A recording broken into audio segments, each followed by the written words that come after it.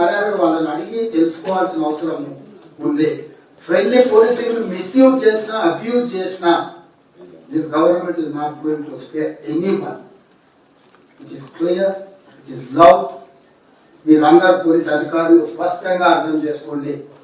భూ కబ్జాదారులను, నేరగాళ్లను, drugs mafia ఈరోజు ఉద్యమ నేపథ్యం ఉన్న తెలంగాణ రాష్ట్రంలో ఈరోజు చిన్న చిన్న పట్టణాలలో కూడా గంజాయి ఎక్కడ పడితే అక్కడ దొరుకుతుంది. జూనియర్ కాలేజీలో, స్కూల్స్లలో కూడా ఈరోజు ఇట్లాంటి మత్తు పదార్థాలు అందుబాటులోకి వచ్చినాయి. ఇది చాలా ప్రమాదకరాల్సిన అవసరం ఉన్నది. ఈరోజు మన కళ్ళ ముందు కుప్పకూలిపోయిన పంజాబ్ రాష్ట్రం మన కళ్ళ ముందు కనిపిస్తుంది. తెలంగాణ వేగవంతంగా పంజాబ్ లాంటి పరిణామాల వైపు వేగంగా ప్రయాణిస్తుంది. దీన్ని నిషేధించి నిర్మూలించాల్సిన బాధ్యత మా పోలీస్ అధికారులదే. ఇవాళ ఎక్కడ చూసినా, ఎందుకంటే నాకు కొంత అవగాహన ఉంది, నేను ఇంకా ప్రజలలో తిరుగుతూనే ఉంటే ఎక్కడ ఏం జరుగుతుందో పోలీస్ అధికారుల దగ్గర సమాచారం ఉందో లేదో, కానీ పర్సనల్గా I have some information. So డిపార్ట్మెంట్లో నా రిక్వెస్ట్, మీ అధికారులకి ఇక్కడ నుంచి నేను ఇచ్చే ఆదేశాలు మీరు ఉక్కు పాదంతో అణచివేయాల్సిన అవసరం లేదు. గంజాయి అనే పదం ఈ రాష్ట్రంలో వినిపించకూడదు. ఉద్యమ నేపథ్యం ఉన్న తెలంగాణలో గంజాయి లాంటివి, డ్రగ్స్ లాంటివి ఇక్కడ వచ్చి ఇక్కడ యువతను ఆక్రమించుకుంటున్నాయి. ఇది అత్యంత ప్రమాదకరం. నేను సైబరాబాద్ కమిషనర్ గారికి ఒక విషయం చెప్పదలుచుకున్నా. సన్బర్న్ పార్టీకి సంబంధించిన సోషల్ మీడియా అంటే డిజిటల్లో ఈరోజు అప్లికేషన్స్ అంటే ఏమంటారు, వాటి కాల్ టికెట్స్ అమ్ముతున్నారు, book my show. So I verify with my people, అసలు వాళ్ళు ఇంతవరకు పర్మిషనే తీసుకోండి. పర్మిషన్ తీసుకోకుండా 31st ఈవినింగ్ సన్బర్న్ పార్టీలు పెట్టి కిడ్స్ని అండర్ 18 అసలు అట్లాంటి వాటిలో అలోవే చేయరు. అండర్ 18 లిక్కర్ ఇవ్వడానికే వీల్లేదు. ఈరోజు స్కూల్ పిల్లలకు కూడా they are giving some incentives.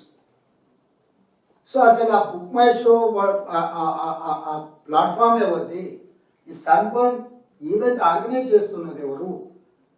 Digital చెప్తున్నా అంటే గతంలో నేరగాళ్ళకి ఒక విధానం ఉండేది, ఇప్పుడు సైబర్ క్రైమే బిగ్గెస్ట్ టాస్క్.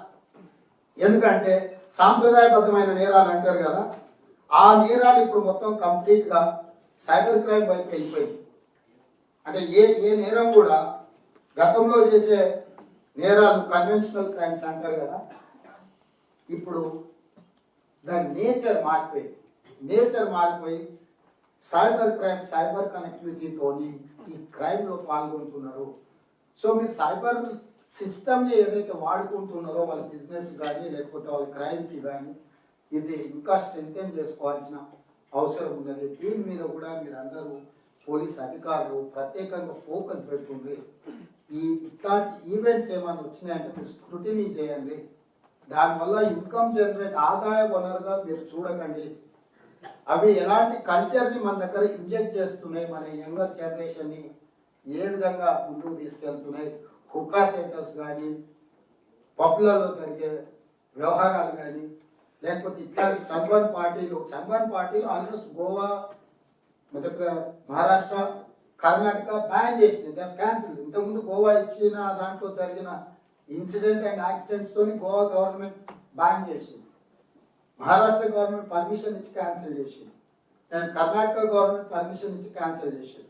దీని గవర్నమెంట్ను పోలీస్ ఆఫీసర్స్ వాళ్ళని ఇన్వైట్ చేసి వెల్కమ్ చేస్తాం తెలంగాణ రాష్ట్రంగా. I don't know what is their idea.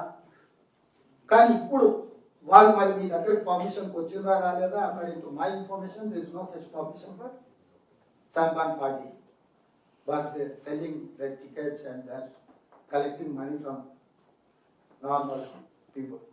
So ఇట్లాంటి విషయాలు మీరు కఠినంగా వ్యవహరించండి. ఎంత పెద్దవాళ్ళైనా, ఎంత వాళ్ళ బ్యాక్గ్రౌండ్ ఏమున్నా ఎవరిని స్పేర్ చేయాల్సిన పని లేదు. మీకు ఎవరు మాట్లాడినా ఎవరిని వదలాల్సిన పని లేదు. ప్రభుత్వం సంపూర్ణంగా పోలీస్ అధికారులకు గంజాయి ముఖ్యంగా ఏఓబి ప్రాంతం నుంచి ఎట్లా ట్రాన్స్పోర్ట్ అవుతుంది, ఏమవుతుంది, మన దగ్గర పండించేది తక్కువ ఉండొచ్చు కానీ వినియోగించేది ఎక్కువైంది.